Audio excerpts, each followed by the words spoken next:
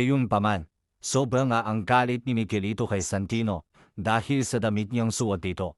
Kaya inaakala nila na pinagnanakawan sila ni Santino. Nagalit naman si Santino dahil lang sa damit. Nagpoputok ang butsi ni Miguelito. Kaya hinubad nito ang damit at ibinato kay Miguelito.